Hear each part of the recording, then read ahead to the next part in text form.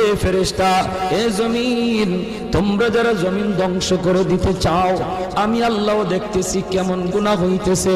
যেই মানুষে আমি আল্লাহ এত আদর করে বানাইলাম, আসমান আল্লাহ বানাইছেন কুন ফায়াকুন বইলা, ফেরেশতাও আল্লাহ বানাইছেন কুন ফায়াকুন বইলা, জমিন আল্লাহ বানাইছেন কুন ফায়াকুন বইলা, কিন্তু আমারে আপনারে আল্লাহ পাক কুন ফায়াকুন বইলা বানায় নাই।